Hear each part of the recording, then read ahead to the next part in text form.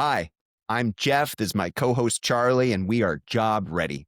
Today, we're joined by Alison Lands, who's Vice President of Employer Mobilization at Jobs for the Future. Welcome, Alison. Thank you so much. Hi, Jeff. Hi, Charlie. Hey, Alison, you know, when we talked with you and you shared your experience, I mean, in Skills First, your experience is so deep. You've been in this for as long as Skills First has been a movement, in my opinion. Can you tell us how you got here and what the state of things are? Sure thing. I mean, I come to this work from, a career in workforce and economic development. And while I came into that work through a very traditional economic development door, working in government over 20 years ago, it really gave me the fire to work on workforce development and upskilling and reskilling for the vast majority of my career.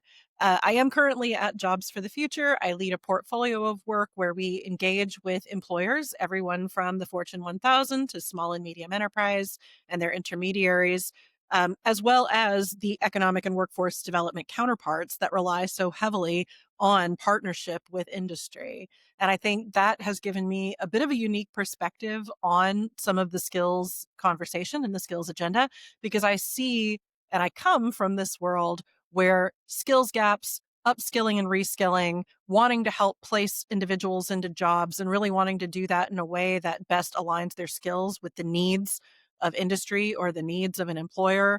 And that's sort of the ethos. But now, having come to JFF from the past 6 years working in the ed tech, HR tech, skills tech space, I'm very keenly attuned to the technology that is making that increasingly more possible. And also the mindsets of HR and talent leaders and enterprises that are trying to evolve their business in almost some cases faster than real time. And at the same time, bring their people along the journey and upskill them at the level that they need to be upskilled in order to support a more productive and AI enabled future. Allison, I mean that's an awesome grounding. But when I hear all of that, it sounds really great and really rational, but people are afraid about losing their jobs, right? There are jobs that are going away. There are new jobs that are being created. There are skills that are going away.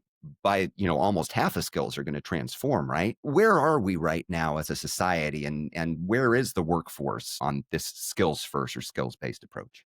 It's interesting because the need to close skills gaps and the need to upskill and reskill has been present as long as I have been in this work. And we've known that quote unquote half life of skills has been decreasing steadily over time before ChatGPT was launched into the general populace. That said, the introduction of this technology has, in some cases, rendered a certain set of skills that had currency and had, were more commoditizable in the past. It's rendered some of those skills easily performed by machine, thereby, raising up the question, do we need to hire, full staffs of people to do some of this work, this data analysis work or potentially marketing work, and that has really caused a calculus with employers to think about what their strategic workforce footprint is going to look like in the future. And in turn, that is by and large, at the moment, we're seeing a lot of headlines around layoffs. I don't know if that is going to, one, we don't know how much of that is truly AI driven or driven by other factors, macroeconomic factors, and there are a lot of variables at play. At the same time, if we're thinking about the academic or empirical research that's being done on skills relevancy and AI skills displacement, what we're hearing from the academic sector is that by and large, previous disruptive technologies did displace some jobs, but ultimately in the long run created more jobs than were displaced. And so what I see us is currently inside the messy middle where we have a new technology, and it's a technology that, unlike other disruptive technologies, is almost immediately accessible to the layperson. People can take a Gemini or a GPT or a Claude and start using it, especially the free versions, almost immediately and see value from it, just asking it questions in natural language. That's not something that necessarily we had the same kind of speed or accessibility with the internet or with coding or with a lot of the other technological disruptions that have similarly transformed industry.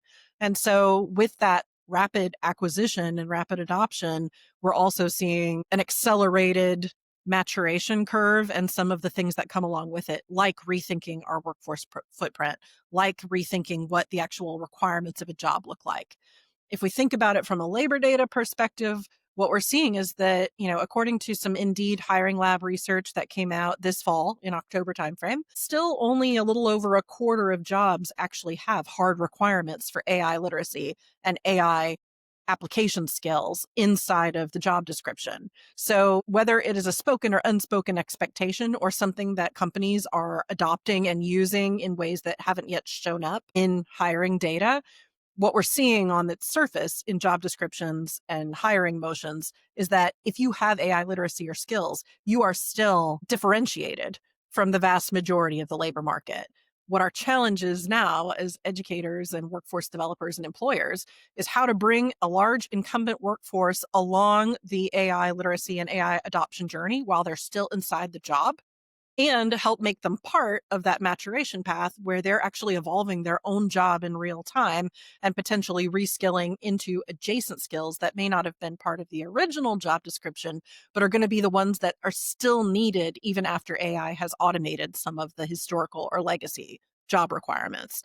And for the folks who are not currently in the labor market and who are either students coming into the labor market or job seekers who are between jobs or looking to re-enter the world of work, it's really about how do we get them to the baseline level of AI usage and understanding where they will be marketable to employers, because in some cases, the job market is evolving faster or moving away from those candidates in ways that, because they're not currently in work or in a job, they may not actually have awareness of or visibility to. Hey, Allison, let's double click into that a little Yeah. bit. Um, is it fair? I mean, there's two parts to this. Is it fair to say that the focus or the urgency on skill is a little bit more with the current or incumbent workforce as opposed to kind of a new early talent coming to the pipeline? And then the second part of my question is around, because we're seeing massive layoffs, we're seeing the demand from employees for more productivity and the lack of appetite to bring on new early talent, which used to do a lot of that grunt work, for lack of a better expression. So the current workforce, therefore, has had to upskill themselves. I mean, the urgency, not just because of AI, but just if I don't get a bunch of people that I used to hire to do a lot of work and now I need it to do more, I'm going to need to figure out how to AI up or, kind of get a cheat sheet of somehow, right? So I'll take the first part of your question first, and then I'll share my little anecdote about the importance of grunt work. But when we're thinking about where the emphasis lies, my first question would be maybe answering a question with a question: from whose perspective? If we're thinking about it from the employer's perspective, then yes, I might say the focus is probably more on the incumbent workforce. That said, when Jobs for the Future surveyed employers over the summer, many of them had a high degree of confidence that their organization, if not all organizations, but their organization was well positioned for AI adoption and AI enablement of the incumbent workforce and the current staff. When Jobs for the Future surveys workers, they have a high degree of appetite for learning AI skills and a real hunger and desire for their employer to help train them in those skills. They want that increased productivity. They want to stay skills relevant. And ultimately, they appreciate the role of their employer as being one of the key ways for them to get that training and enablement and to apply it immediately on the job. However, a lot of them do not currently receive that training from their employer, or they feel that they need more skilling in applied AI, how to use the tools, when to use the tools, how to build agents, et cetera, so that they can be skills relevant and they can, you know, yield and deliver those results that the employers want. So at the moment, there's a bit of a disconnect between the confidence that employers feel about AI's ability to turbocharge productivity and the ability of their current workforce to rise to the challenge, and the feelings of the workers themselves about how ready they are to do that and whose role it is to really invest in them to help them get those skills so that they can stay skills relevant. And I think left to its own devices, that could create a bit of a trust gap that we would have to remedy, which could actually end up eroding some of the productivity gains that we hope to get out of AI. But when I think about like the focus on the incumbent workforce versus, say, those out of work or those entering the workforce, if we're thinking from the employer's perspective, I would say, yes, they probably do have that orientation towards their current labor force because it's one of the biggest areas of cost and one of the biggest opportunities for growth that they have within their four walls. If we're thinking about from the perspective of, say, an educator or a workforce developer, then I'd say the focus is very much on those who are job seeking or who are about to enter the labor market. And there's actually have been some startling headlines and some articles about, what is going to happen to those early career roles, those grunt work roles where you're an analyst or an associate. And what you're really doing, in terms of that grunt work is not just producing output, producing insights, producing value for clients. It's also about learning the craft of an occupational path and the culture and mores and ways of working of a company that really Sure. can only be gained through being in that setting, working in a hands-on way, interacting with colleagues and clients, and being taught how to be an advisor, less so how to analyze a spreadsheet or how to make a PowerPoint slide, but like how to serve a client and how to become a trusted advisor and how to develop the domain expertise that you would need to be a manager, a senior manager, or even an owner in a firm. 100% in agreement. So critical. I mean, so critical, right? But I fully agree with you on that piece. But the reality is, over 9% of recent grads are unemployed. And then if you want to count the underemployed, gosh, I mean, I would venture to say it's well north of 50% at the moment. Speaking of disconnect, and I want to come back to this because there was a report that you put out on behalf of JFF back in August, is the state of the impact employer, right? And a couple of stats that stood out to me, they said 73% of CEOs surveyed expressed confidence in the current conditions, but yet only 30%, 30% actually invested in workforce initiatives.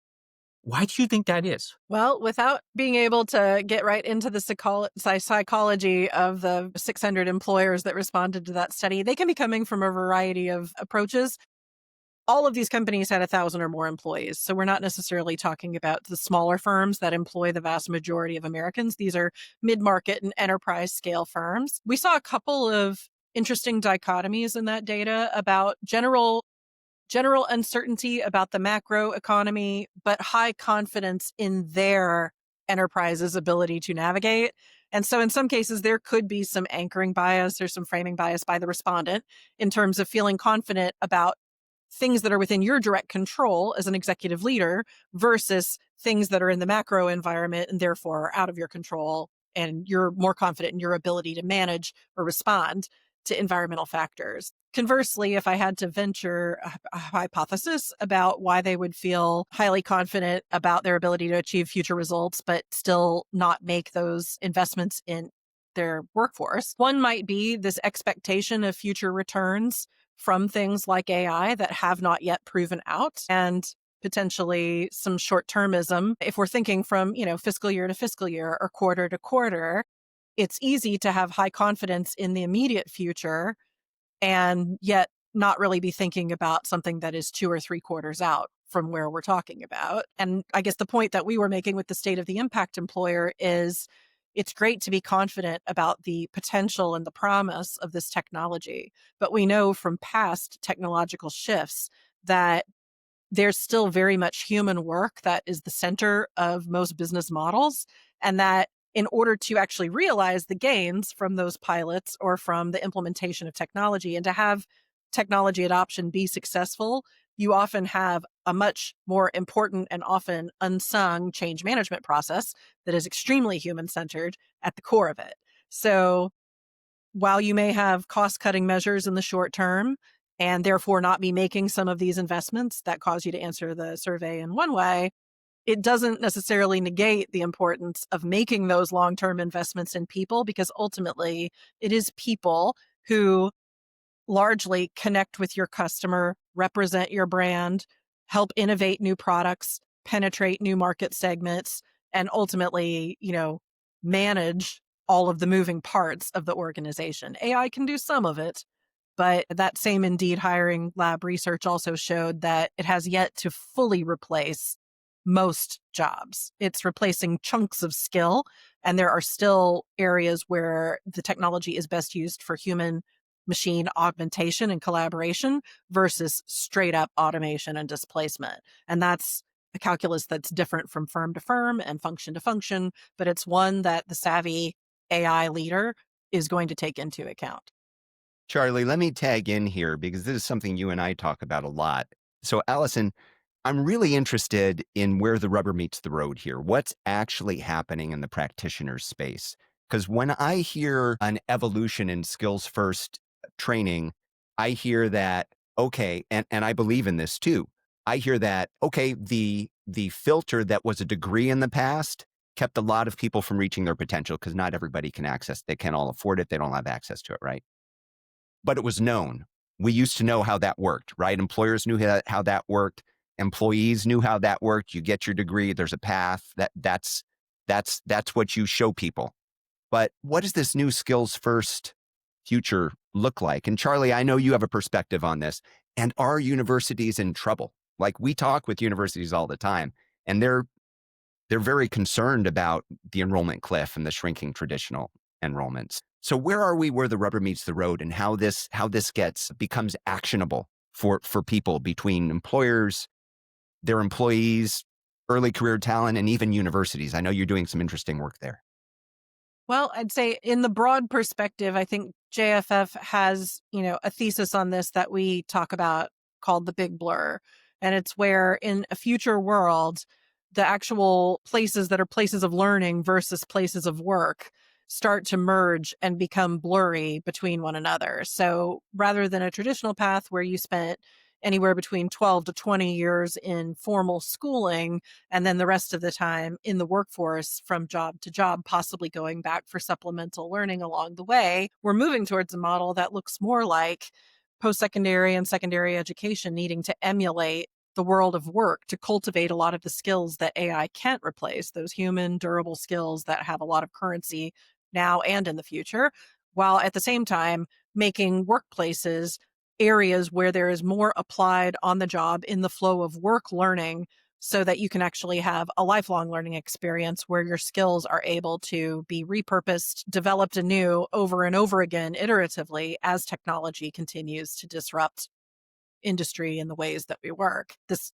traditional model, this 12 to 20, K to 16 model, won't necessarily hold in an AI world. And I'm not sure that employers or workers have the patience to go back to formal schooling to gain all of the AI skills that are going to be demanded in the future. It's something that they really have to learn in the flow of work, earning while they're learning, and we're hearing an appetite for that as well from both workers and their employers. That said, I think working with schools and whether they're in trouble or not, there's again many moving variables, so hard to anchor to like one particular area of concern. But if we're keeping it kind of in the AI realm, when I was at Coursera in a past role, our guidance was, whether the enterprise adopted AI education and literacy wholesale for the student body, we still impressed upon students the need to get like an AI overlay of training that layered on top of their coursework, no matter what that coursework was, whether it was pre-med and pre-law or whether it was philosophy or a humanities subject.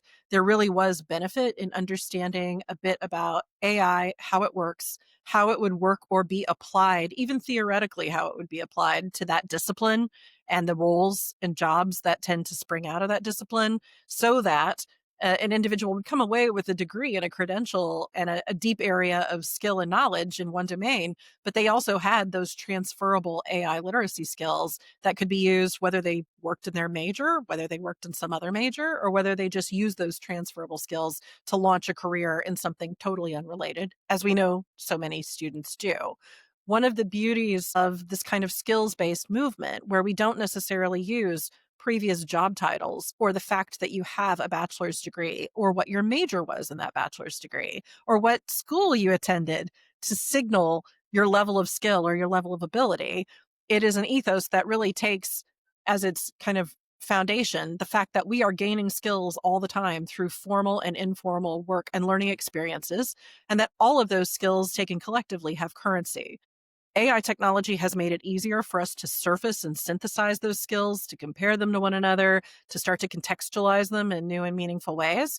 And what we're seeing, at least in the technology space as it relates to human capital, education, and workforce, is employers and schools taking that technology, using it to synthesize and record skills data, and then taking that data and using it for a variety of purposes, whether that's to assess skills, to guide learners and job seekers towards meaningful applications of those skills in the job market, to use it inside of a corporate environment to help people upskill and reskill and do so in a really efficient, effective way, or to navigate career paths inside the four walls of a company and possibly beyond that. So I think in an AI world, skills data becomes really important because of the dynamism of how we're needing skills to change and adapt over time. And also because whatever path you followed, whether you got a degree or not, chances are the future is going to demand something from you that looks different from the path you thought you were on. And so we need to also introduce that level of dynamism into our lifelong learning and our job seeking and our career pathing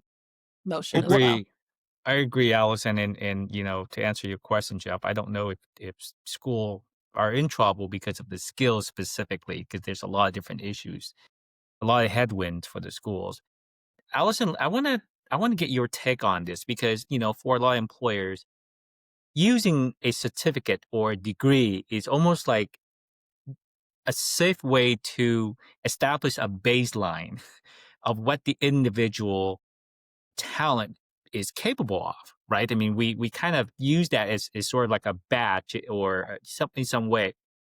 How do you, I mean, I understand skills, I understand competencies and all that stuff, but everybody has a different interpretation of that. And even within skills, they're different level and depends on so help us unpack that from, what are we talking about here when it comes to skills and how do we know that Charlie has the skills and not Charlie using AI to synthesize whatever skills, right? Well, and I think you've just hit on the interesting nuance here that AI has introduced, that commercially available consumer AI tools have introduced into the AI conversation. Whereas before, we might have emphasized the skill of data analysis. Now we have a technology that can put expert data analytics capabilities into the hands of most people.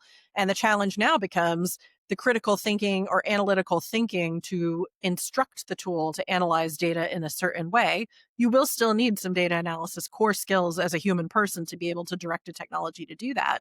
But then you'll also need another layer of skills to interpret the output of an AI that's just crunched, gigabytes, terabytes of data for you, and to be able to then interrogate what it returns, refine the prompts that you're asking it, and you know how to apply that data to make business decisions in ways that before would have been segmented across probably multiple levels of professional titles and would have required a team of people. Now can be done with one person, but that person still does need a certain level of skilling to be able to operate. And so I think, the proxies that we were using, the certificates, a degree, the major, the previous job titles or work experience resume data, it's helpful in one sense, but in another sense, it could, at its worst, be used as kind of rote keyword without a lot of signal behind it. And at its best, it's creating a lot of texture and context from which to be able to say, well, Jeff may have a degree and Charlie may not have a degree, but they're both very talented product leaders and they've gained those skills through a variety of experiences. Ergo, if our company has the need for this kind of product design and product development and product marketing capability, we actually need both of them and we can use those skills signals to direct it in meaningful ways and get the most out of both of them. We'll also know where they might need extra skilling, unique to them, not a blanket approach, so that we can actually invest in them in really targeted ways to get the outcomes that we need and to help them advance in a Allison, way that's I want to meaningful. interject real quick because I think, I want to challenge that a little bit in a friendly way. Because, in the case of Jeff and Charlie example, both of us have had a lot of years of experience. And so we can talk through our actual experience, actual use cases, scenarios, real life that AI simply can't make up at that moment. And you can then quantify and say, well, even Charlie doesn't have a degree. He knows his shit, for lack of a better expression here, right? Now, if you take that and you look at incoming early talent, somebody in the early 20 using same scenario, one with a degree, one without degree, how do you quantify the skills in that scenario? Yeah, and Allison, you're doing really interesting work with University of Phoenix right now on that Skillmore pilot. I don't know if using that as kind of a structure for this would work, but would be really interested in how that works within that context. I mean, I'm glad that you're bringing up Skillmore. I think, Skillmore is one of a category of skills intelligence tools or workforce intelligence tools, I'd say, that can actually sort of help an employer, a manager, an educator, a company kind of answer those fundamental questions of what skills do I have? What skills are needed? What's the delta between those two things? And what is the most effective learning program that can help me close that delta and apply those skills for value? If I'm thinking about, Charlie, your question of like, how do you assess between two people who are skilled, but skilled in different ways and skilled through different mechanisms? At the moment, you were asking me earlier about the state of affairs. Most companies do not have a good sense of what their skills inventory is. They may not even be able to answer the question, what skills does Charlie have? Aside from what job title he holds and whether he has a degree or not and what his degree was in. That's usually at the baseline kind of where the rubber has met the road. And it's really the forward thinking companies that are saying, we've got all of these systems. And I've heard a statistic that I want to say Okta produced a report. It was like over 125, talent systems that the average large enterprise uses. All of them gather some kind of skills data. They create skills data in some cases, or they use it to make decisions about people somewhere in your HR tech stack. With all of that skills data swishing around, there hasn't been an ability to synthesize it, to make apples to apples comparisons of skills data, and then to apply it for business decisions. Not just should we hire Jeff or Charlie, but once we've hired Jeff or Charlie, what should his onboarding path look like? They both start from different places because they're bringing different backgrounds and experiences into our organization. So their onboarding path may look different in order to reinforce different areas of skills gap or skills need to get them both to the same place where they are then operating at the level that we need them to operate for their role. And from there again may be multiple divergent paths of where they go within this organization. Jeff may advance in sales, whereas Charlie may advance in something more like, product or marketing, or, in some cases, even like the tech backbone of the product. But those are very different paths, and you can start from the same place and have those diverging paths. But again, skills data helps you figure out where the aptitudes and interests lie and how to connect the dots and to create the stepping stones that your workforce will need to get from point A to some other point in their career. Allison, can you connect the dots? I mean, in your work, you probably talk to a lot of different employers and and think through a lot of this. We know most companies, fairly large size, have some degree of tuition benefit. And up until now, that perk in some ways be used toward like a retention in some way, right? Because there's high level of difficulty of correlating between what the employees are actually using and learning, using the tuition benefit and learning from a skill outcomes to productivity. But I gotta imagine that in today's world, employees gotta be sitting there and say, gosh, we're already spending, 2% of our whatever that is budget on this. We got to find a way to tie that directly back to skill improvement, AI up, whatever you want to say it, and be able to quantify that. Do you have a view on that? I'll say historically, learning as a benefit or tuition reimbursement benefits, historical literature indicated that they were highly underutilized at most companies. And they were, as you point out, Charlie, they were used in part as a retention mechanism or a way to like retain high potential employees and actually be able to invest in them and at the same time create kind of a pull mechanism that kept them at the organization for the duration of the learning program and some time thereafter. I'd still say retention is still a huge part of all upskilling and reskilling. It's a value prop that, it's everything from your L&D investments and how you're training workers on the job to something more formal like a certificate or a degree program. I have seen across the landscape a combination of, novel approaches to learning benefits that are still very much used for retention, but they're also used to help advance strategic priorities of the business. And that takes the form of tailoring the offerings of what is reimbursed or what is available or what is provided as an internal opportunity or fellowship type of a program to employees to things that the company needs more of. so that it's actually using the retention component and the investing in learning and upskilling, but at the same time, it's doing it with an eye to focusing those resources then on the opportunities, the gigs, the needs, the open roles that it really needs to fill. That's probably one of the most, comprehensive ways to think about it. From a university, I'm going to take it to the other side of the equation here, to the supply side for a second, Allison. For a lot of universities, we know, and we talk to every single day, we talk to a university leader, and it takes a while to change the curriculum, to, introduce new course and things like that, months, if not years, because as you know very well. But yet AI, every single day, it evolves so quickly, right?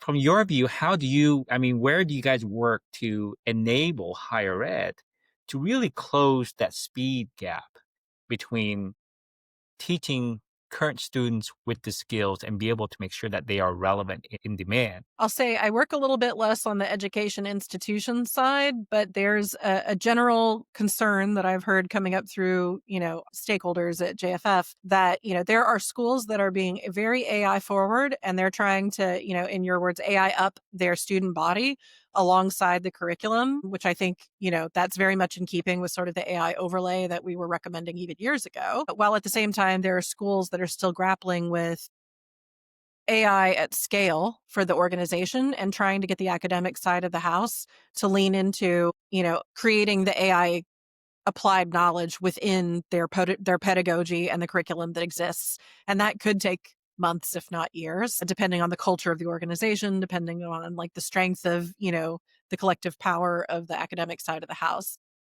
At a minimum, to point back to your ask about like our schools in trouble, we know that, the Coursera's, the OpenAI's, the learning platforms of the world have years ago already announced how they're using generative AI to innovate their learning products, to create them faster, to create things that are more market aligned, to create things that are extremely tailored to what employers need and need now in motions that are much faster than even community colleges, which were traditionally looked at as some of the more responsive, nimble, agile partners. I think they are still nimble and agile partners, by the way, but those kind of market conditions, I think, create the impetus for education institutions to really look in the mirror and say, okay, if this is the learning product that's on offer, and we know that employers in some cases are willing to make a degree a preferred requirement and not a hard requirement of job description, how can we innovate our curriculum and or introduce that AI overlay to our students and connect them in meaningful ways to work-based learning requirements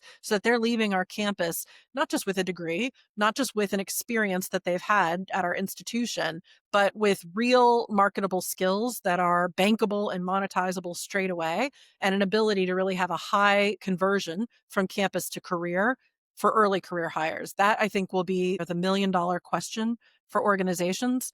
And to the extent that institutions can also start to act as an employer, they are giant enterprises in most cases. If we're thinking about large state schools, they're bigger than most employers, and they have all of the same functions of finance, marketing, development, capital projects, literally everything within their four walls.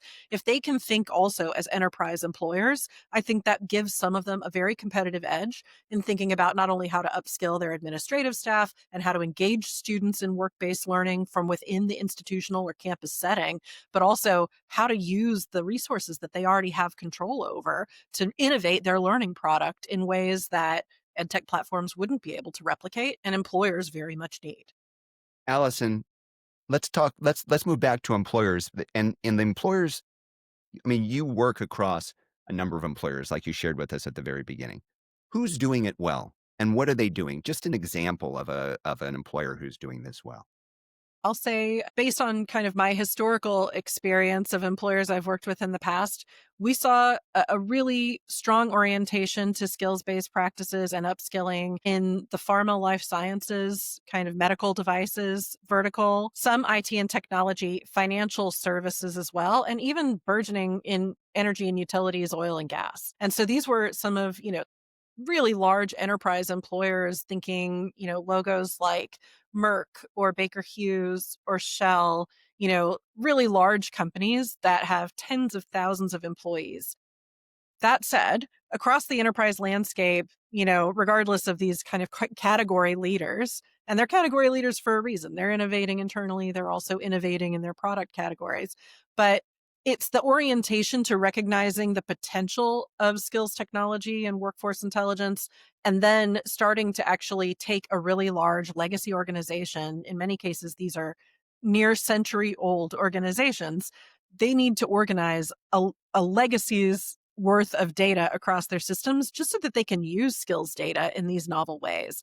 And I'll give a shout out to my colleague Johan Leville at Merck, who is really an L&D leader who is leaning in very heavily to how to use skills data, how to build dynamic taxonomies that allow the systems to talk to one another and use each other's skills data in meaningful ways, and is also doing it with an eye to, maybe taking out some of the dead wood that is built up over decades at an organization as august as Merck, to say, how can we streamline some of our job categories and job descriptions? How can we become more skills based? How can we then use skills data that already resides within our four walls to make smart investments in our talent so that they are getting both the benefit of L&D upskilling and learning while they're also doing it in ways that Merck really needs them to be able to do, that will still also have currency outside the four walls of the organization. So when I say like who's doing it well, at this point, it's really the organizations who are getting their skills data organized and thinking about meaningful ways to use it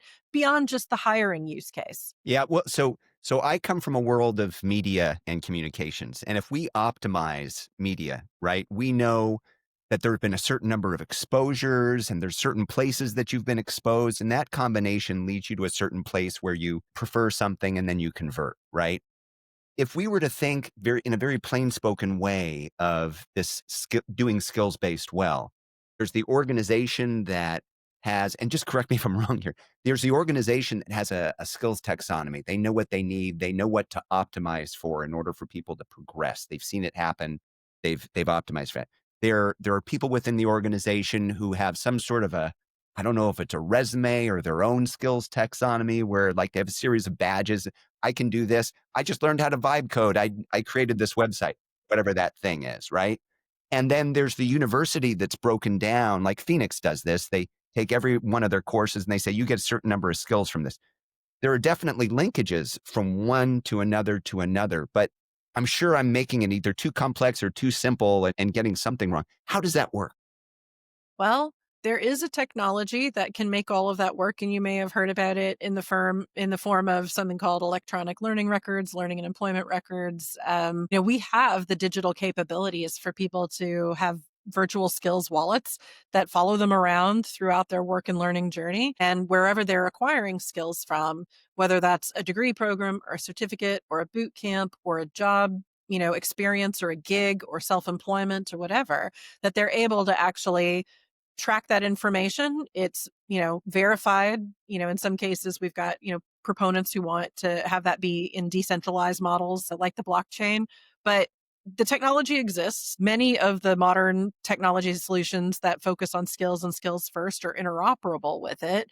The challenge is adoption. So schools adopting it and then actually making those records available so that people have autonomy over their own skills data and can take it from place to place. Employers ingesting it and then using it to make decisions off of.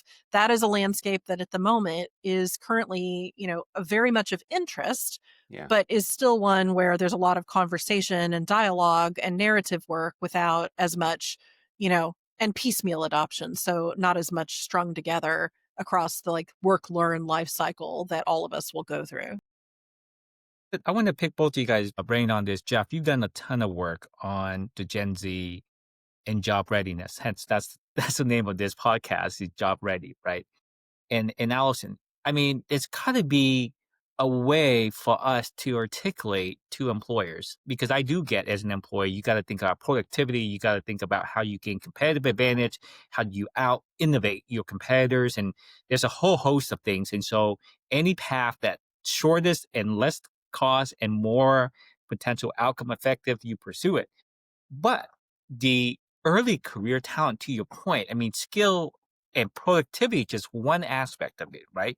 The need to continue to bring the pipeline, to bring in and build up that institutional knowledge that you cannot download from AI or anywhere, that relationship, that human component. What would you, I mean, how would you make the case for employers today to think about investing in the early career, helping the early career talent to gain the skills and I mean, and but also to kind of have to address some of the reason why that's not happening, or that's happening less as a result of AI? I would say my framing has been, let's think of it less as early career hiring or early career talent, and think of it more along the lines of our own like succession planning, talent acquisition, talent development, right? So it is not expensive to hire somebody straight out of school compared to somebody who is an early career or mid career or even senior level manager. But you can't get to the latter without passing through the former.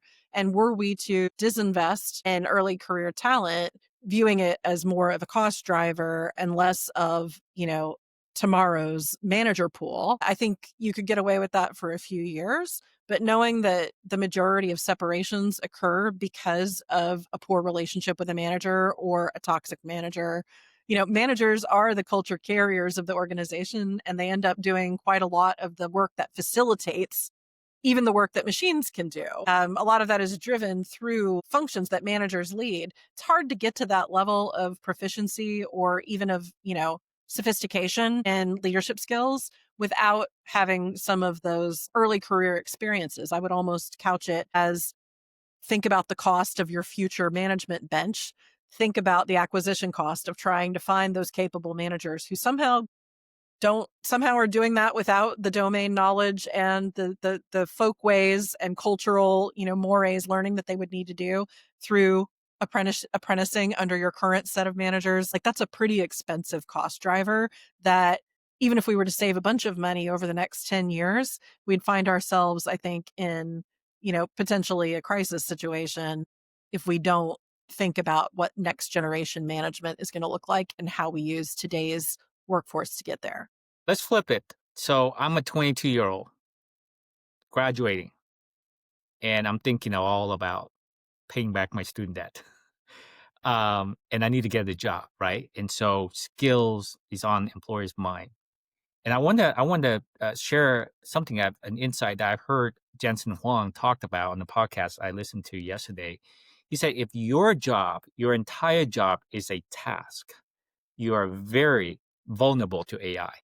But if you have a purpose, right? If your job has a purpose, then AI can accentuate it, allow you to get a lot more done and get more purpose served as a result of it. And it struck with me. So if I'm sitting here as a 22-year-old Allison, and you're giving me advice on skills, what would you say to me in terms of being, acquiring the right skills, having the right mindset about skills, and be able to articulate my skills in a way that's, as an employee, that you would care about? I'd say for today's 22-year-old, we're still in a nascency of a market to where showing that you are, whether your school's requiring you to or not, whether the job description's requiring you to or not, actively and proactively seeking AI literacy and knowledge and adoption. And you're almost like self-didact. You're almost teaching yourself those things.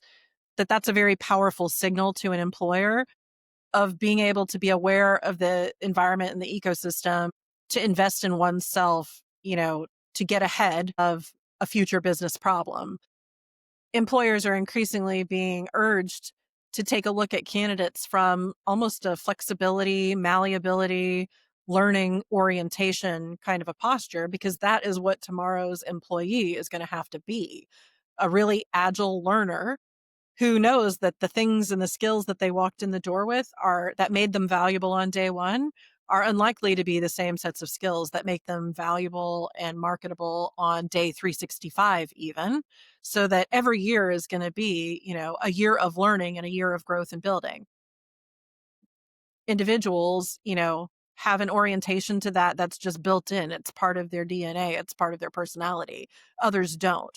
And cultivating it, is something that you can do. It's a skill that you can build. So I guess my guidance would be, one, answer the mail of today's problems, which is employers are trying to figure out ways to enable enterprise-wide footprints of workers with AI skills. They don't have enough of them, and they're going to increasingly require them in job descriptions. So you need to get ahead of that today problem.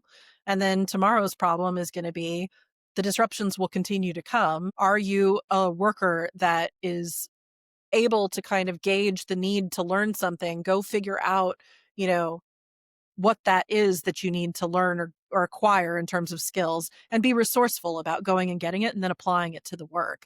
That's the agile learning mentality that employers will increasingly value as they're trying to figure out like tasks versus purpose. Help them define what that purpose is. Define the purpose for yourself and help them see it.